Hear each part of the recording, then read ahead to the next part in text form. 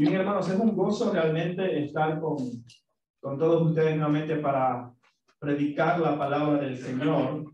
Hoy estamos en Hebreos capítulo 12 y estaremos estudiando, hablando sobre la parte final del capítulo 12 de Hebreos.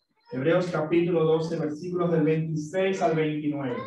Y usted dirá, sí, ya sé, ya predicamos sobre eso. Pero hay tanta riqueza en el texto que es necesario que profundicemos aún más sobre las verdades que éste enseña. Así que para comenzar, hace un par de años, bueno, hace varios años ya, hubo una frase entre los jóvenes que se hizo muy popular. Una frase, realmente es una palabra, es una abreviación con varias siglas, que dice YOLO.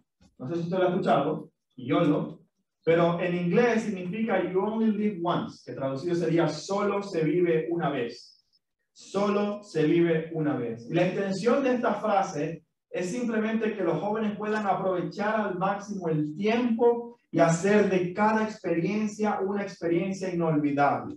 Porque después de todo, esta vida y lo que experimentamos aquí es todo lo que hay. Es lo único que hay. Esta vida en este mundo, lo material que disfrutamos, que acumulamos, que gastamos, que cobramos, eso es la única realidad del ser humano. Y este pensamiento que nos lleva a ver lo material como la única realidad de la existencia, viene de una creencia nihilista. ¿Qué significa eso? Pues quiere decir que es incomprobable conocer la verdad. Es imposible para nosotros conocer la verdad de manera real. Entonces, lo único que podemos conocer es aquello que a través de mis sentidos yo puedo experimentar. El aquí y el ahora. Es imposible conocer si hay algo más. No hay valores morales absolutos que rijan nuestra vida. No hay nada exterior al ser humano que deba influenciar la manera en cómo yo vivo, sino que yo tengo que vivir aprovechando el máximo de las experiencias que tengo aquí y ahora. Aquello que nosotros llamamos ese sentido de bienestar, ¿no? Ese sentido de quiero estar bien, y para mí estar bien significa esto. El sentido de bienestar que es definido por cada uno como quiere.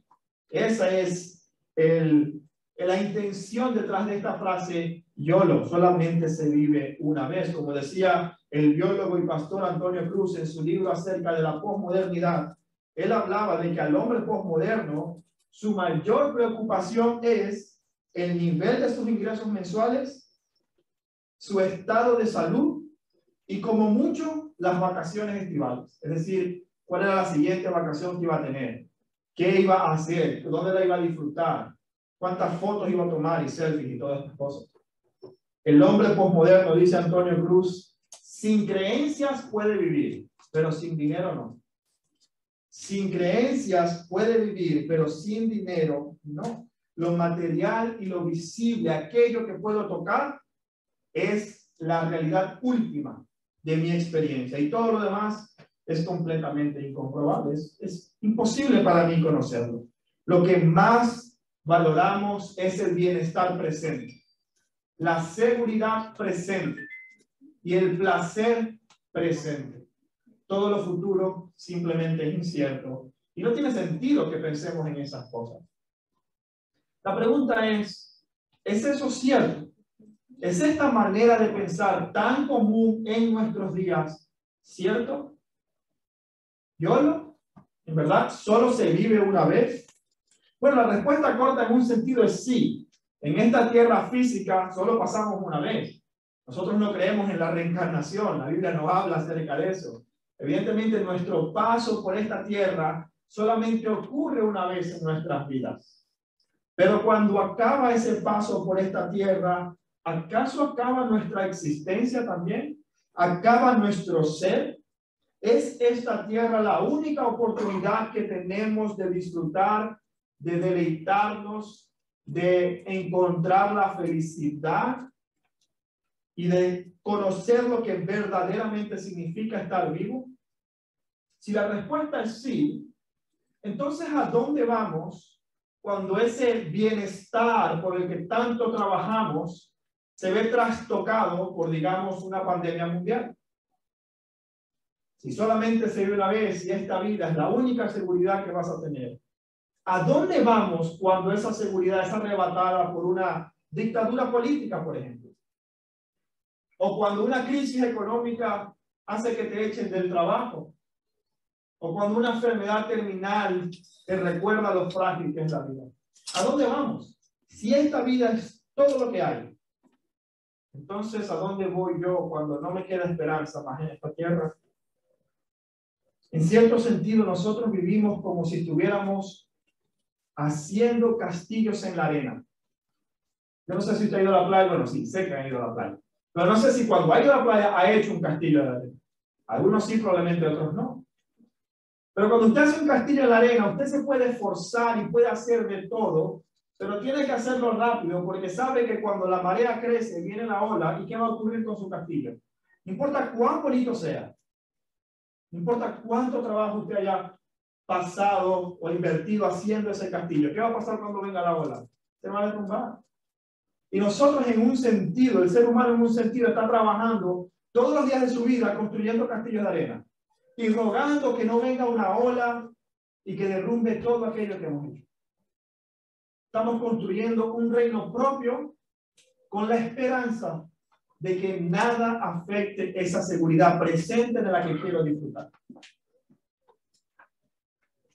Y eso, en realidad, golpea tanto a creyentes como a no creyentes. No importa si tú eres cristiano o no, esa realidad es común para todos los seres humanos. Ahora, hay una diferencia, o debería, quiero recalcar esto, debería haber una diferencia entre el creyente y el no creyente en cuanto a la esperanza en este mundo. Y digo debería porque lamentablemente muchos creyentes no tienen esta perspectiva. Muchos creyentes afirman creer en la eternidad, pero viven como si esta no fuera verdad. Es decir, de boca digo, sí, la vida eterna, Cristo me ha salvado y yo voy a disfrutar la eternidad con Él en su reino celestial. Pero luego pasamos todos nuestros días como si eso fuera una idea lejana, un comodín por si acaso, pero mi realidad es esta. Este mundo es mi realidad. Y el reino de Dios, es verdad, lo dice la Biblia, pero no es una convicción que parece ser tan fuerte en nuestras mentes y corazones. Cada vez son más los cristianos que gritan a gran voz, YOLO, solamente se vive una vez. El materialismo se ha introducido en la iglesia de una manera tan dañina que incluso llegamos a pensar que si nos está yendo mal es por falta de fe. Que si tu vida se está derrumbando o la crisis ha llegado a tu vida o la persecución o lo que sea, entonces es por falta de fe. Así de profundo y dañino ha sido el materialismo en la iglesia cristiana. Pero el autor de Hebreos en el capítulo 12 al final, y realmente en toda su carta, va a hacer un argumento teológico para intentar convencernos de lo contrario y animarnos a caminar de una manera diferente a la luz de la única cosa verdaderamente inconmovible que no encontramos en esta tierra, sino en el reino de Dios. Así que quiero invitarlos a que lean conmigo Hebreos capítulo 12, versículos del 26 al 29. El pasaje de hoy no es muy largo, pero es bastante profundo. Es una porción corta, pero con mucha carne allí. Hebreos capítulo 12. Vamos a leer desde el versículo 26 hasta el versículo 29. Dice así: la voz del cual conmovió entonces la tierra, pero ahora ha prometido diciendo aún una vez, y conmoveré no solamente la tierra, sino también el cielo. Y esta frase, aún una vez, indica la remoción de las cosas movibles como cosas hechas, para que queden las inconmovibles. Así que recibiendo nosotros un reino inconmovible, tengamos gratitud y mediante ella sirvamos a Dios, agradándole con temor y reverencia, porque nuestro Dios es fuego consumidor. Vamos a orar. Padre Santo, Cuán bueno es venir delante de ti con temor y reverencia. Un temor y una reverencia que no es cobardía, sino respeto, reconocimiento de quién eres tú y de quién somos nosotros.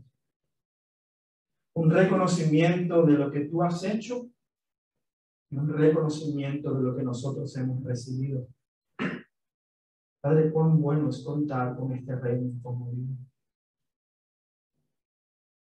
Te pedimos esta tarde que por medio de tu palabra, tu Espíritu Santo, imprima en nuestras mentes y en nuestros corazones la realidad perfecta de la eternidad, de tal manera que salgamos de este lugar con prioridades cambiadas, con afectos más profundos por Cristo y su reino, y con un temor reverente que se transforme en una adoración diaria a tu santo nombre.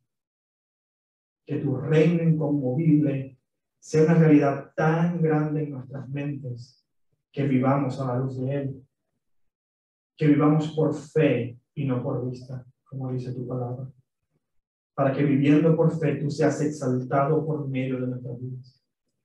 En Cristo Jesús oramos. Amén y amén. Bien, hermanos, cada vez nos acercamos más al final de la carta de los Hebreos. Y yo casi que no quiero terminar la carta de los Hebreos porque ha sido un caminar bastante enriquecedor en lo personal y sé que también para la iglesia. Pero a medida que nos acercamos al final, tenemos que ver ya un panorama general de lo que es el libro de Hebreos. Y quizás lo podemos resumir en el argumento teológico que Hebreos está intentando desarrollar, bueno, que desarrolla de hecho a la perfección. El argumento teológico fundamentado en la superioridad de Cristo, en la supremacía de Cristo por sobre todas las cosas, el antiguo pacto, el antiguo orden sacerdotal, el templo, el tabernáculo, el antiguo sistema de cosas, todo eso, sobre todas las cosas, Cristo es superior, es mayor, y basado en esa superioridad, el autor de Hebreos tiene como objetivo motivarnos a perseverar en la fe, creyendo que Cristo verdaderamente es superior a todo lo demás que conocemos, aferrándonos a esa promesa que Dios nos ha hecho en Jesucristo. De manera que tiene todo el sentido que el autor en este capítulo 12, que además es la última advertencia de su carta, él termina haciendo una última comparación entre las cosas movibles e inconmovibles. Ya ustedes me han escuchado decir esto varias veces y seguramente me escucharán decirlo una y otra vez hasta que terminemos la carta a los Hebreos. Hebreos es una gran comparativa. Es una comparación que el autor está haciendo entre Cristo y el antiguo pacto. Todo lo que el antiguo pacto concierne, Cristo es superior. Pero también es una comparativa entre las cosas visibles e invisibles. Mire conmigo, por ejemplo, Hebreos capítulo 4, versículos 8 y 9. El autor va a comparar el reposo físico del pueblo de Israel con el reposo espiritual del pueblo de Dios. Hebreos capítulo 4, versículos 8 y 9. Dice, porque si Josué les hubiera dado el reposo, no hablaría después de otro día. Por tanto, queda un reposo para el pueblo de Dios. Está comparando un reposo físico en la tierra prometida donde fluye leche y miel, pero él está hablando de un reposo mayor, un reposo que ahora no se ve en una tierra física, sino que es un reposo que está preservado para el pueblo de Dios en el tiempo postrero. Pero no solamente allí, en Hebreos capítulo 8, versículo 2, el autor va a comparar el tabernáculo celestial con el terrenal. Hebreos capítulo 8, versículo 2 dice, ministro del santuario y de aquel, fíjense bien, verdadero tabernáculo que levantó ¿quién? El Señor y no el hombre. Está hablando de un tabernáculo celestial y en el capítulo 9, versículo 1 dice, ahora bien, aún el primer pacto tenía ordenanzas y culto y un santuario terrenal. Usted ve la comparativa, las cosas visibles y las invisibles, las terrenales y las celestiales. Más adelante en Hebreos capítulo 10, versículo 1 dice, porque la ley, teniendo la sombra de los bienes venideros, no la imagen misma de las cosas, no puede, por los mismos sacrificios que se ofrecen continuamente cada año, ser perfectos a los que se acercan. Hablando de un sistema perfecto y celestial, y nuevamente uno que es simplemente la sombra de aquello verdadero. No es exactamente la cosa que está en los cielos. No sabemos qué cosa es porque el autor no nos dice, sino la imagen misma de las cosas. Realmente se refiere a todo el tabernáculo, los sacrificios y todo lo que viene desarrollando. Pero esas cosas que están en el cielo son las cosas mismas y lo terrenal es simplemente una imagen, una sombra, como un holograma, pero que usted toca y aunque es físico no es el verdadero. Cuando habla de Moisés en el capítulo 11, versículo 27, mire cómo habla acerca de Moisés. Capítulo 11, versículo 27. Hablando de cuando Moisés no temió la ira del rey porque se sostuvo. Fíjense esta frase. Viendo al invisible. Viendo al invisible. Es decir, viendo lo que no se puede ver o a quien no se puede ver. Pero Moisés lo vio. Como viendo al invisible. Hay esta dualidad de la realidad entre lo terrenal, lo palpable, y lo espiritual e invisible, pero que sigue siendo real. Y todo esto obviamente llega a su clímax en Hebreos capítulo 11, versículo 1, cuando el autor define lo que es la fe. ¿Qué es la fe? Y dice, es la convicción de lo que no se ve.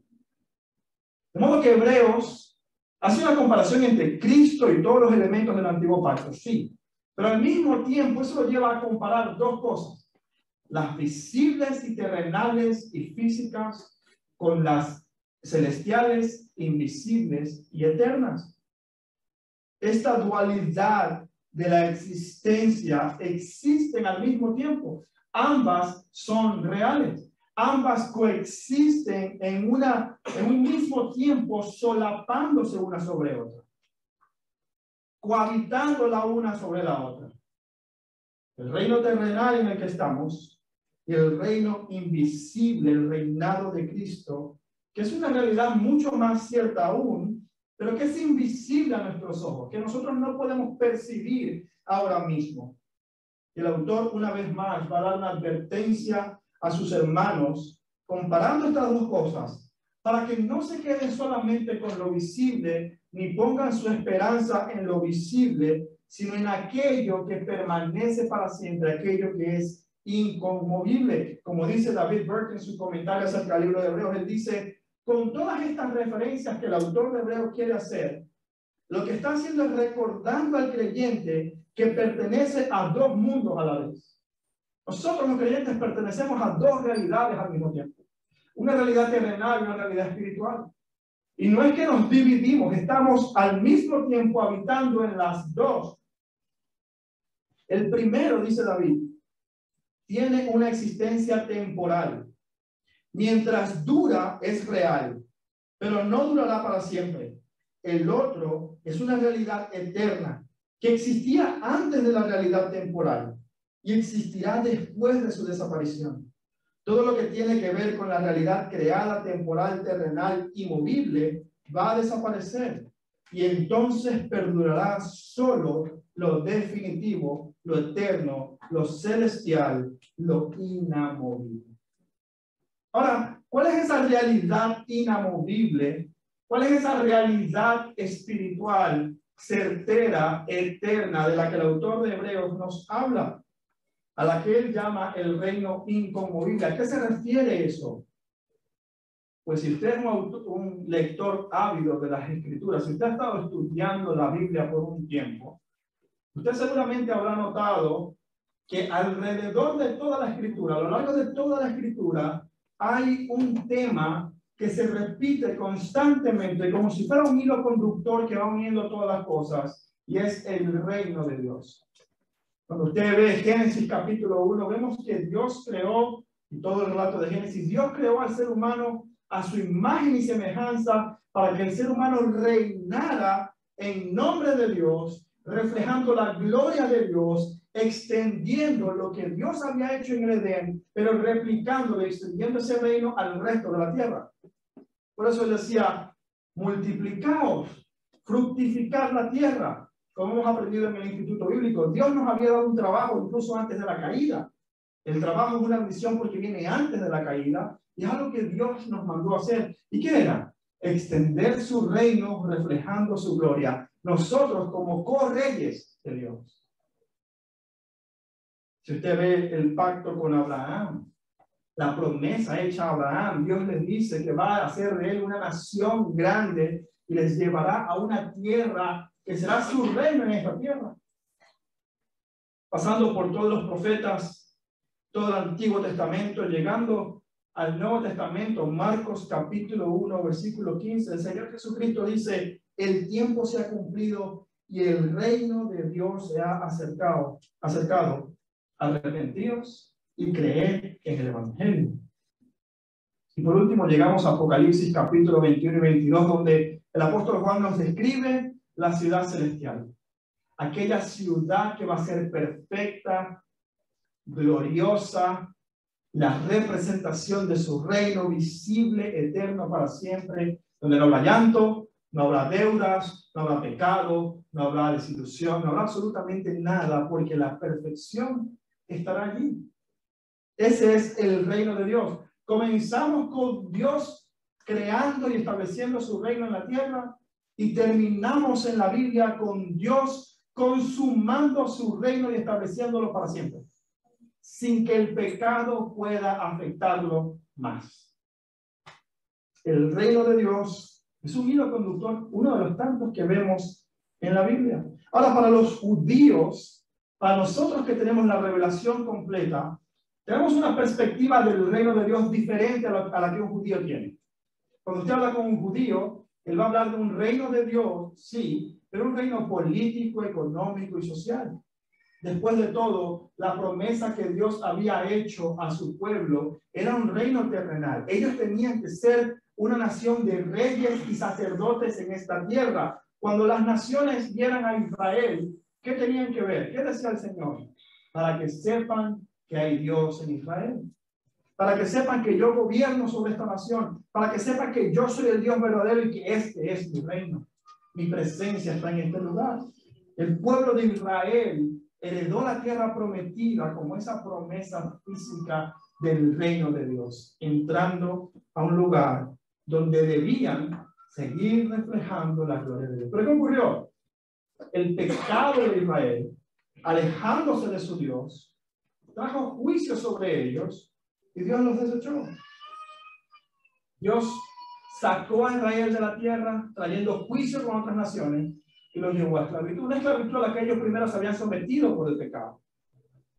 ¿Pero qué decía el Señor? Había una promesa de restaurar su reino. Había una promesa en la que Dios había dicho que por medio del Mesías, Él iba a establecer un reino que iba a ser eterno, cuyo reinado no acabaría, no tendría fin de días. Cuando los judíos escuchaban esa promesa, ellos pensaban en un reinado terrenal, en un reinado aquí, ahora. La restauración física, política, económica y social del pueblo de Israel como etnia, como cultura, como nación, siendo el pueblo de Dios. Pero no era esto lo que Dios había prometido. Dios había establecido un reino ya con la llegada de Cristo, un reino que ellos no reconocieron.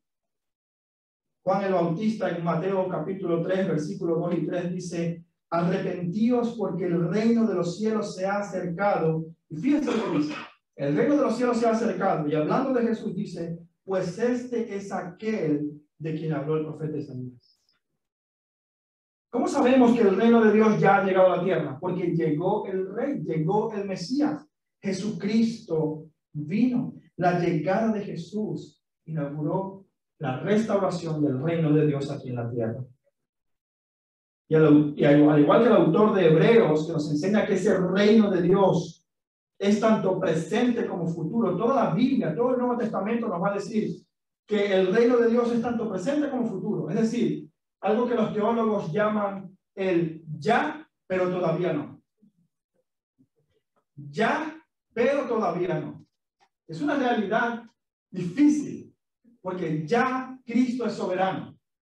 Ya Cristo está sentado en su trono, gobernando soberanamente sobre todo el universo.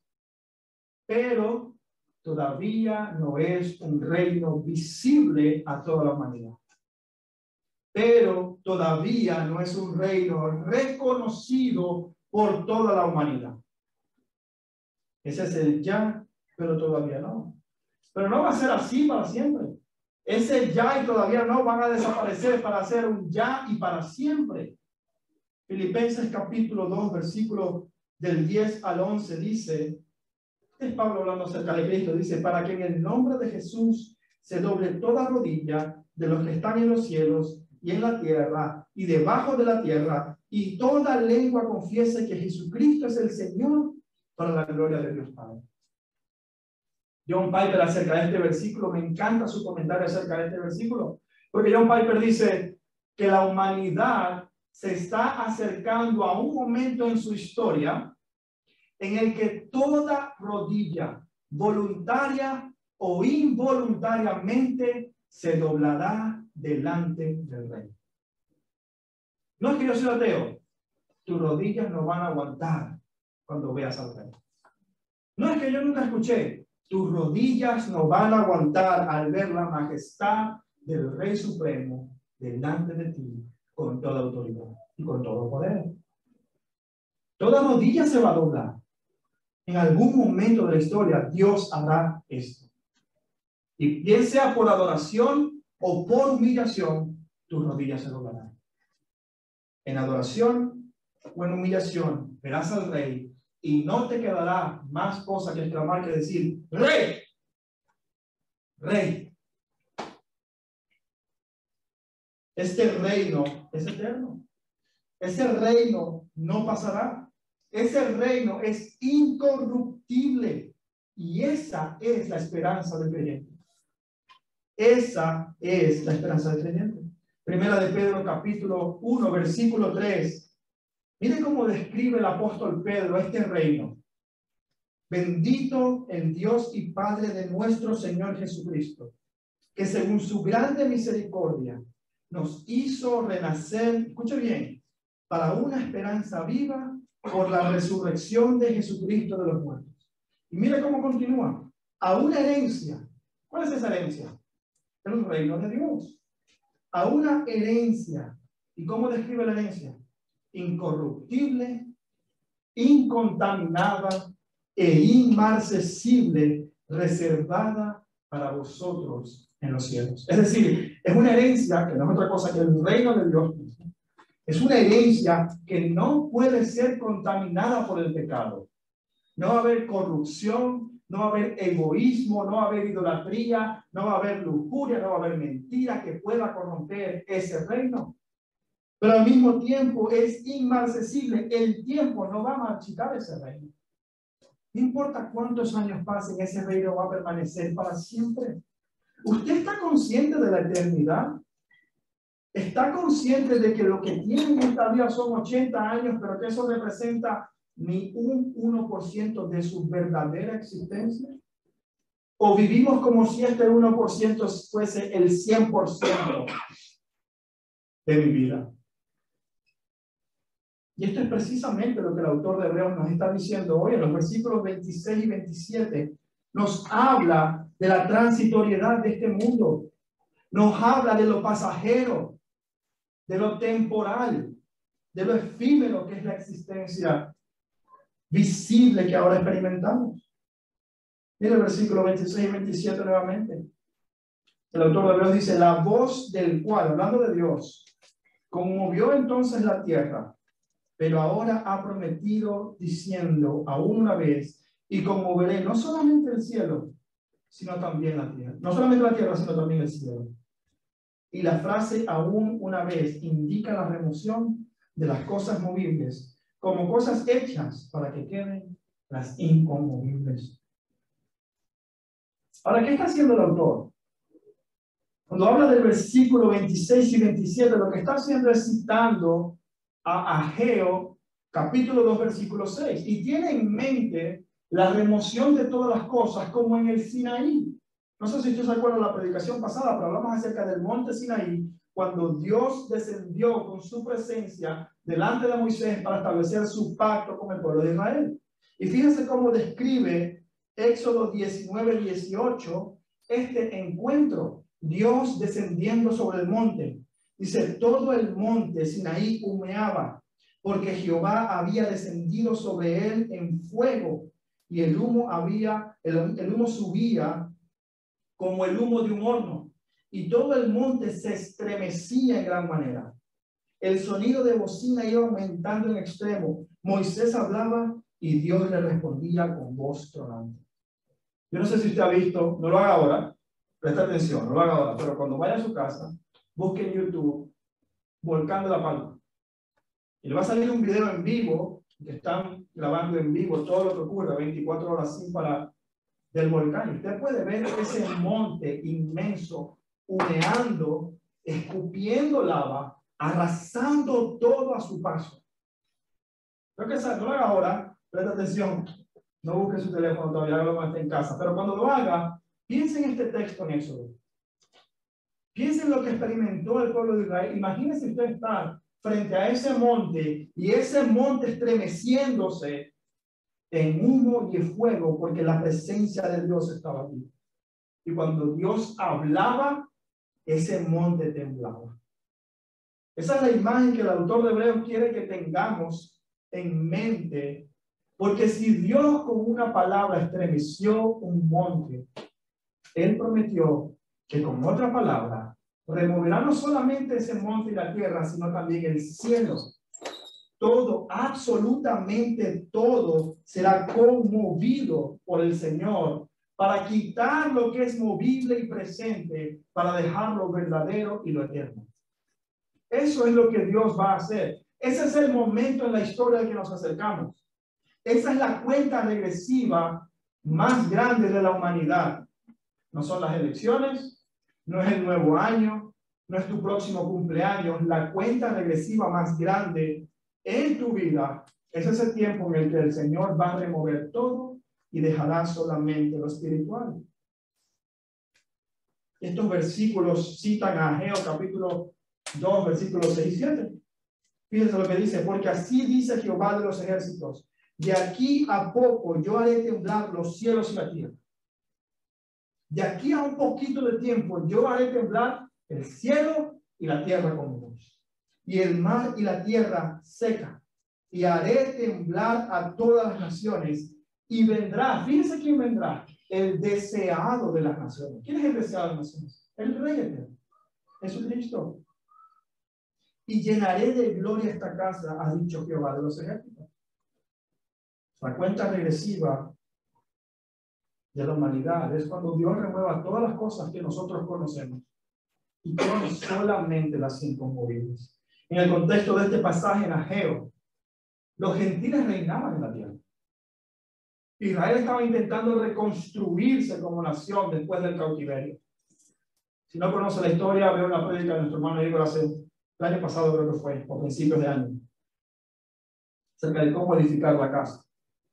Pero el contexto es Dios trayendo juicios sobre las naciones y estableciendo su reino para siempre. Ese es el contexto de este pasaje. ¿Por medio de quién? De la llegada del deseado de las naciones, que es Jesucristo. Eso es lo que este pasaje nos está enseñando. Y es lo que Hebreo está usando para exhortarnos a nosotros los creyentes a poner la vista no en este mundo, sino en el mundo venidero. No importa cuán económicamente fuerte y sólido estés. Eso va a pasar. No importa cuán sólida sea la empresa en la que trabajas. Será removida. No importa si sus acciones en Wall Street van al alza. Caerán. Desaparecerán. No importa si tú tienes un físico privilegiado, como el mío, ¿no? Fuerte, esbelto. Desaparecerá. No importan tus títulos académicos. Servirán de poco en ese momento. Aún si tienes Bitcoin, no importa. Se irá abajo. Seas Messi, Ronaldo o el rey de España, todo, absolutamente todo el reino que tú hayas construido para ti aquí en la tierra, todo ese sentimiento de bienestar, todo el dinero, toda la seguridad, todas las experiencias que hayas acumulado serán removidas.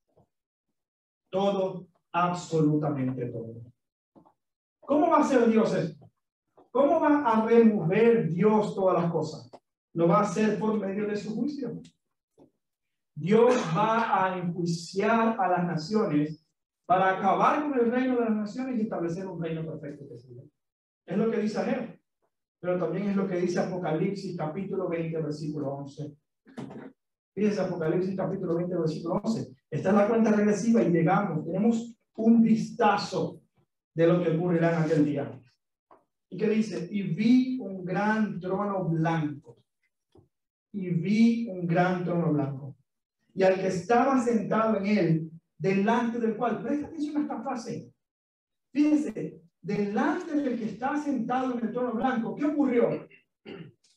El cielo y la tierra huyeron de él. El cielo y la tierra huyeron de él. ¿Usted cree que usted es más fuerte que el cielo y la tierra? ¿Cree realmente que va a permanecer firme delante del reino del rey soberano en su trono cuando venga a juzgar? Fíjense lo que dice Juan. Y ningún lugar se encontró para ellos. La imagen visual es poderosa. El cielo y la tierra huyendo de la presencia de Dios que viene con su juicio y no encontraron lugar donde esconderse. Capítulo 21, versículo 1 de Apocalipsis. El juicio. Luego dice, vi un cielo nuevo y una tierra nueva. Porque el primer cielo y la primera tierra pasaron y el mar ya no existía más. Dios, luego de juzgar a las naciones, luego de acabar con este reino terrenal dominado por el pecado, la rebelión, va a establecer un reino perfecto. Esta es la esperanza del creyente. Esta es la esperanza del creyente. La pregunta es, para ti, querido amigo que hoy nos acompañas, porque quizás nos ves por Zoom, la pregunta para ti es, ¿de qué lado quieres estar cuando eso ocurra? ¿Dónde estará tu esperanza? ¿A qué reino pertenecerás cuando el reino terrenal sea removido? ¿Quieres que tu esperanza esté únicamente en las cosas movibles? ¿O quieres ser parte del reino eterno de Dios? Aún no lo ves. Aún no eres consciente de él. Pero es más real que el sol que calienta en la mañana. El reino de Dios es inconmovible. Ahora, ¿cómo puedes ser parte de ese reino? ¿Qué ocurrirá al final de tu día? Hebreos capítulo 9, 27 dice, de la manera que está establecido para los hombres que mueran una sola vez y después de esto el juicio. ¿Cómo podemos ser nosotros parte de este reino? El Señor Jesús lo dijo en Marcos capítulo 1, versículo 15, arrepentíos y creed en el Evangelio. Amado amigo, cuando vemos un reino no puede ser un reino sin un rey. Un reino es reino porque hay un rey. Cuando usted llega a este país, usted no llega a la República de España, no llega a los Estados Unidos de España, usted llega ¿a qué? Al reino de España. ¿Por qué? Porque hay un rey. Se quita la figura del rey y esto podrá convertirse en república popular, lo que usted quiera, en democracia, lo que sea, pero es una monarquía porque hay un monarca. Y el universo es una monarquía absoluta de Dios. Él es la fuente de autoridad. Él es el rey. Y para pertenecer al reino de Dios, lo primero que tenemos que hacer es arrepentirnos de usurpar nosotros el lugar que soberanamente solamente le corresponde a Él. El arrepentimiento es reconocer que solamente hay un rey y que no soy yo ese rey. Reconozco y me arrepiento de tomar su lugar, pero al mismo tiempo creo en el Evangelio. Al mismo tiempo creo que ese rey, además de ser rey, es poderoso para salvarme y para darme todo el perdón, la misericordia y la gracia, y para aceptarme en su reino sin necesidad de que yo haga nada. Todo lo hizo Él. Y eso es lo que Hebreos nos dice en los capítulos anteriores. Su sacrificio fue perfecto, una vez para siempre, haciendo perfectos aquellos que se acercan a Dios por Cristo Jesús. Amado amigo, yo no quiero que tú salgas de aquí con tu esperanza en cosas que no van a durar para siempre. Yo no quiero que tú salgas de aquí pensando que tendrás la seguridad y verte sorprendido luego un día cuando veas la ola encima de ti y tu castillo de arena cayendo en ese pedazo. Yo te animo a que antes de salir de aquí, si me estás viendo por Zoom, que hables con algún hermano y profundices cómo ser parte de ese reino inconmovible. Pero hermanos, esa es una dualidad en la que vivimos todos los creyentes. Todos los que creemos en Cristo Jesús y somos parte de este reino de Dios, vivimos en la tensión permanente entre lo que veo y experimento físicamente y lo que creo y lo que la Biblia dice. Hay una tensión entre lo que veo y lo que creo. Esa es la gran batalla de la fe cristiana. La batalla de la fe es una batalla contra la vista. Es una batalla de creer a Dios por encima de lo que yo veo. Creer a Dios y confiar en Él por encima de lo que está ocurriendo a mi alrededor. El objetivo de la fe es llevarnos a vivir conforme a las promesas de Dios y no conforme a lo que nuestros ojos ven. Nuestros ojos nos presentan algo que parece ser real, que parece ser definitivo, que parece ser lo único que hay, pero no es cierto. En la Biblia vemos eso. El pueblo de Israel, cuando vio el tamaño de Goliat, ¿cómo estaban? Completamente acobardados, despavoridos. Dijeron, qué bicho tan grande, ¿quién va a poder pelear con ese hombre? Nadie. ¿Cómo yo tan pequeño puedo luchar con alguien tan grande? La vista es lo que los llevó a tener miedo. El apóstol Juan, en primera de Juan, capítulo 2, versículo 16, dice: porque todo lo que hay en el mundo, los deseos de la carne, y escuche bien, los deseos de los ojos. La vista es contraria a la fe. El discípulo de Jesús dijo: ver para creer. ¿Y qué dijo Jesús? Dichosos los que creen sin ver. ¿Por qué? Porque hay una lucha real.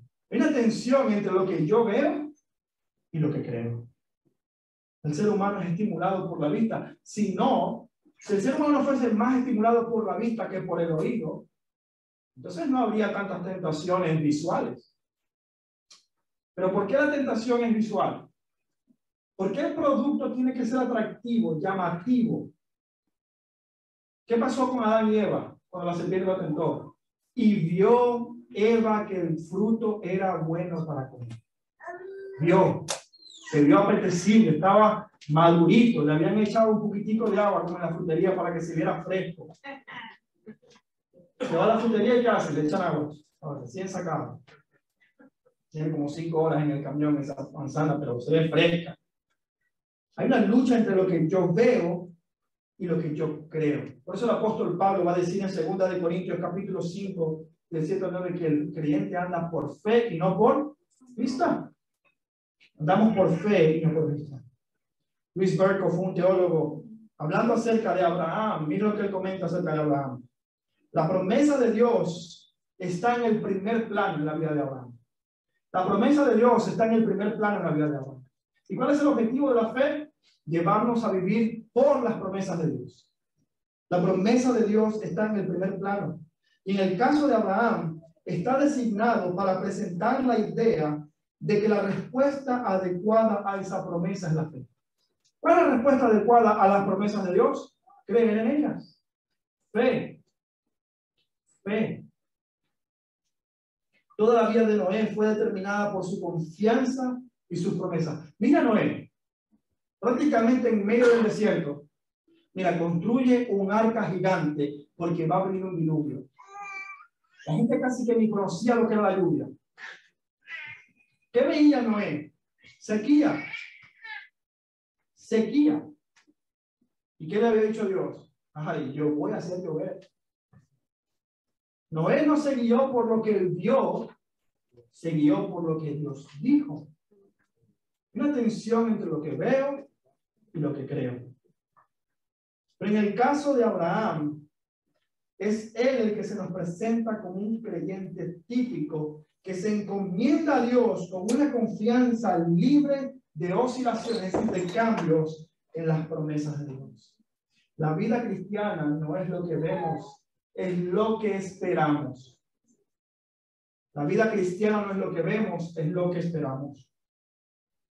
Ahora, desarrollar esta perspectiva bíblica del reino no es común. De hecho, es más común encontrar creyentes que tienen preocupaciones únicamente terrenales que creyentes que están preocupados con las prioridades del reino. Y eso es una realidad con la que todos luchamos. Incluso yo, todos los días. Hoy hablábamos en el Instituto Bíblico. ¿Cómo puedo tener una perspectiva eterna de mi trabajo mañana a las 8 de la mañana? ¿Cómo puedo yo ver el Evangelio y el reino de Dios en todas las áreas de mi vida? Lo que generalmente hacemos es decir que creemos en el reino de Dios, pero vivir como si este no existiera. Y lamentablemente es la gran mayoría de creyentes que viven de esta manera, que aquellos que invierten su tiempo y recursos en el reino inconmovible. ¿Qué dijo el Señor? No os hagáis tesoros en esta tierra. ¿Por qué? Porque entra el ladrón, mina y hurta, viene la polilla y consume todo. Haz tesoros en el cielo. Somos más influenciados por nuestros ojos que por el reino de Dios. Es más común encontrar cristianos preocupados por el aquí y el ahora que por el reino eterno. Muchos cristianos podrían no vivir sin la palabra de Dios. Esto es real. Muchos cristianos, y digo entre comillas cristianos, podrían vivir hoy sin la palabra de Dios. Pero dígale que se va a quedar sin empleo. Dígale que su hobby favorito ya no lo puede hacer más nunca. Es como que el reino eterno creemos en él, pero no estamos lo suficientemente convencidos para organizar nuestras vidas a la luz de ese reino inconmovible. La palabra de Dios, ya la leeré. Pero en todo lo demás puedo invertir tiempo porque mi bienestar es aquí y ahora. Qué triste realidad, ¿no cree usted? Qué triste que tengamos que vivir de esa manera. Que el pensamiento de que nos quiten la Biblia no nos afecta, pero la inseguridad en este mundo nos trastorna y nos reprime. ¿Qué pasa si tú mueres mañana? ¿Qué le dijo Jesús al que acumulaba riquezas? Tonto, hoy vienen a pedir tu alma. ¿Y tu riqueza quién la disfrutarás? ¿Quién la disfrutará? Muchos invierten tiempo en estar preparados para lo que nos piden en el trabajo. Si tengo que aprender inglés porque en el trabajo tengo que usar inglés, pues estoy listo y me inscribo a un curso e invierto tiempo en eso. Pero cuando leamos 2 de Timoteo capítulo 3, 17, que dice que la palabra de Dios es inspirada por Dios y útil para que el hombre de Dios sea enteramente perfecto para toda buena obra. Yo estoy preparado para lo que me pida mi jefe en el trabajo, pero no invierto ni un segundo de mi tiempo en estar preparado para toda buena obra que el Rey Supremo me ha llamado. Porque lo que veo y lo que experimento tiene más fuerza y más peso que la vida eterna. ¿Qué le pasó al joven rico que leía Rafa? Señor, Señor, ¿qué haré para heredar la vida eterna? Y cuando le pusieron de frente la vida eterna y dejar sus posesiones, ¿qué valoró más? Sus posesiones. Se fue triste porque dijo, la vida eterna no es lo suficientemente deseable para mí como para que yo cambie mi vida en este mundo. Así que entristecido me voy, porque no puedo obtener esto, pero me quedo con esto. Ahora, ¿cómo vivimos a la luz de este reino? Quiero explicar algo aquí, porque no quiero que me malinterpreten. Vivir a la luz de este reino no quiere decir que nosotros tenemos que abandonar todo esfuerzo en este reino. No es como muchas sectas dicen, vende todo lo que tienes, dáselo al líder de la secta, mudémonos todos a una casa juntos y esperemos el fin. No, no. La Biblia no nos llama a eso. No quiere decir que no podamos ahorrar. No quiere decir que yo no tengo que prepararme para hacer bien mi trabajo. Eso no es lo que está diciendo este pasaje y tampoco es lo que estoy diciendo hoy. De hecho, el apóstol Pablo en 1 Corintios capítulo 7, versículo 21, fíjense lo que dice. ¿Fuiste llamado siendo esclavo? No te dé cuidado. Es decir, si eres esclavo y te convertiste, no te preocupes, sé esclavo. Pero, dice, pero también, si puedes hacerte libre, procúralo más. Es decir, el reino celestial y eterno no anula que nosotros nos esforcemos por mejorar nuestra situación en esta tierra. El reino celestial no anula esfuerzos que podamos hacer para mejorar nuestra situación en esta tierra. Fuiste salvado por el Señor, siendo esclavo, ok, pero si puedes ser libre, procúralo, hazlo, cambia tu situación para que estés mejor. Eso está bien. Lo que está diciendo este pasaje es que nuestra esperanza última y seguridad última no puede estar en nuestra situación en esta tierra. Esa es la diferencia. Esa es la diferencia. No que yo trabaje y me preocupe y haga horas extras en el trabajo porque tengo que sacar el trabajo. Gloria a Dios, que la gente vea en ti un trabajador diligente. Pero si esa es la máxima prioridad de tu vida, que esa es la máxima preocupación de tu vida, entonces ahí hay un problema. Porque eso que estás construyendo no será más que un castillo de arena. Y no va a durar.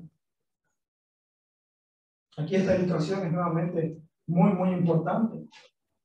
Porque cuando usted va para la playa y hace un castillo, a usted le gusta hacer eso. Hasta le toma fotos. Dice, miren qué bonito lo que hice. Pero ¿cuántos de ustedes, después de haber hecho un castillo de arena grande y enorme, luego dice, ahora me voy a mudar de mi casa para vivir en ese castillo? ¿Cuántos lo han hecho? Yo he visto verdaderos monumentos de arena en internet, gente que hace réplicas de monumentos en la arena. Pero tienen que tomarle fotos porque saben que cuando venga la ola, por muy bonito que sea, va a desaparecer. Disfrutemos de hacer el castillo de arena.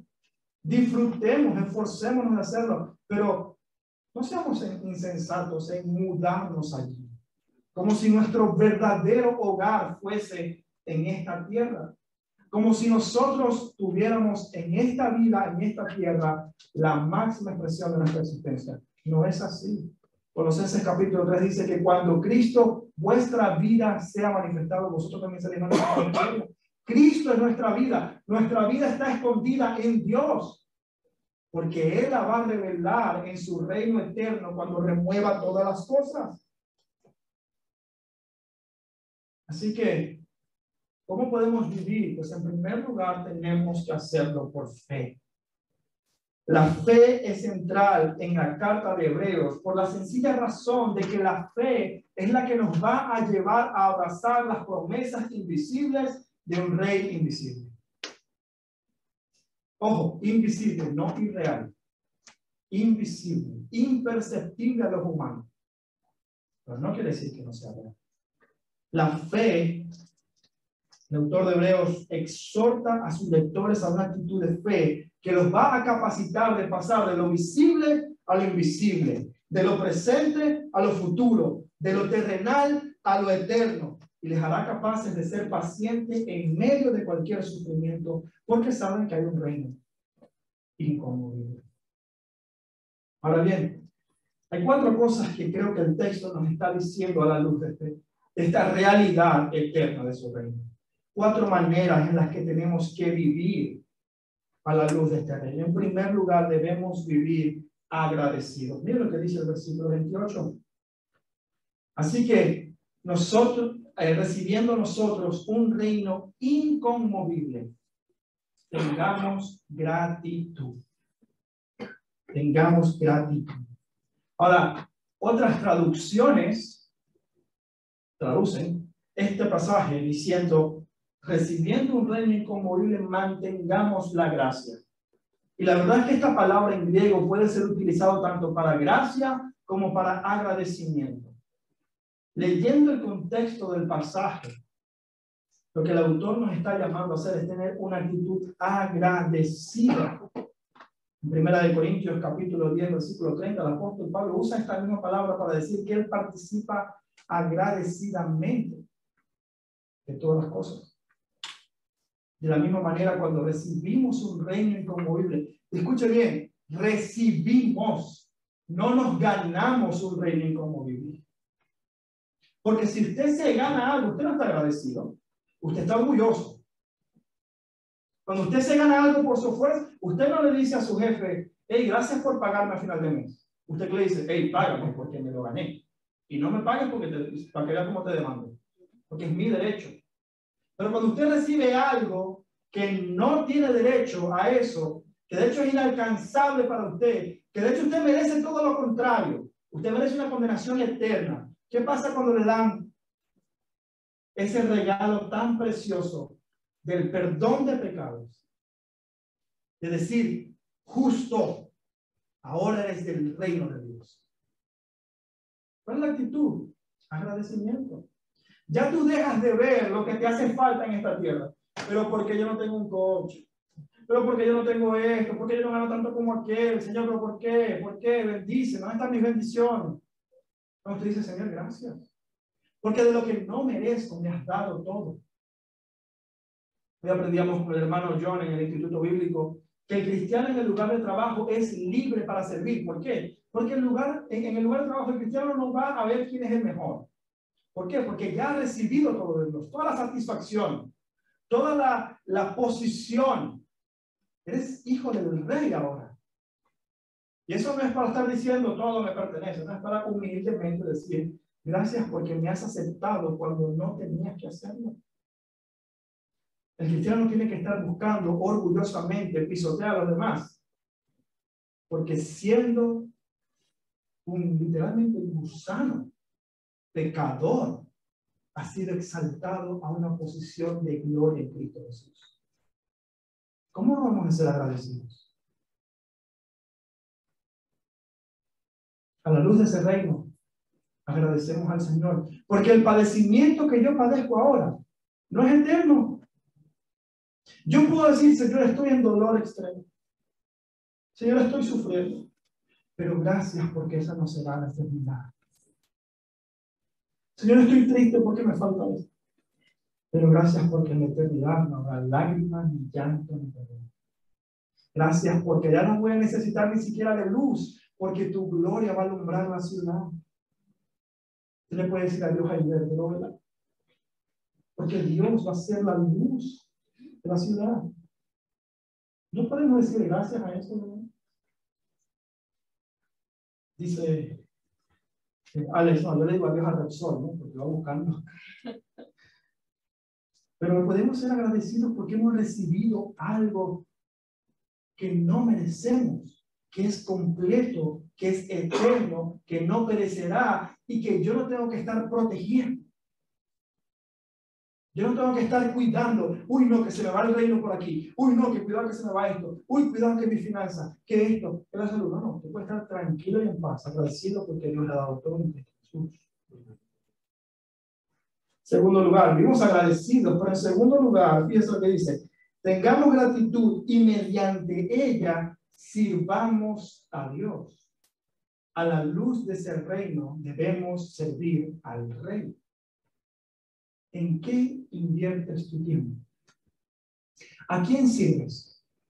Quiero que te preguntes, si tú desglosas las horas que tienes al día, ¿cuánto de eso tú puedes decir el mayor porcentaje está dedicado a mi servicio a mi Rey?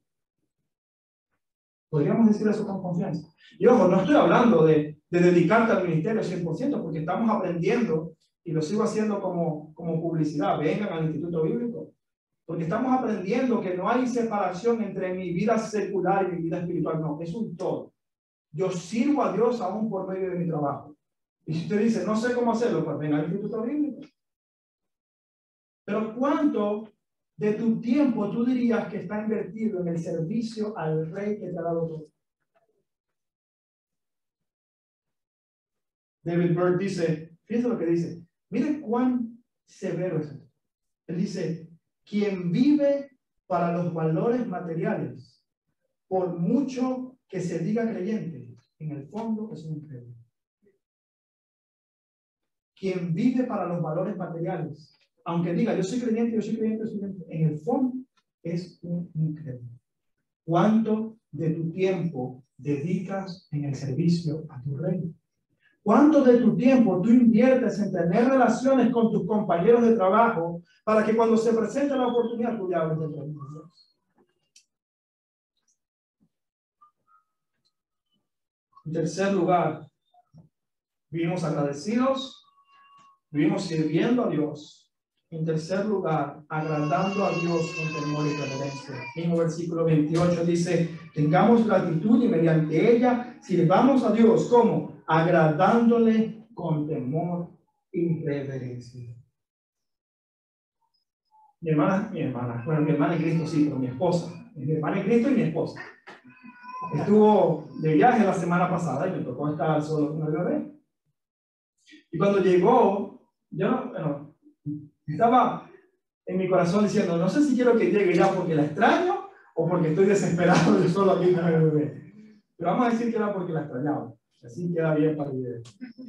Pero cuando ella iba a llegar, yo sabía que una manera de agradar a mi esposa era comprándole flores. Mi esposa siempre me dice, tú nunca me compras flores, tú nunca me compras flores. Y yo le digo, pues le voy a comprar flores porque yo sé que a mi esposa me encanta. Yo quiero agradarle a mi esposa. Yo quiero que ella llegue y diga, wow, quiero volver a casa. Quiero estar aquí. Y yo sé que a ella le gustan las flores. Ahora, yo te pregunto, es un ejemplo bastante limitado. Pero ¿cómo agradas tú a Dios? ¿Sabes lo que Dios espera de ti? ¿Sabes qué es lo que a Dios le agrada que tú hagas? ¿Tú conoces a Dios lo suficiente como para decir, yo estoy agradando a Dios?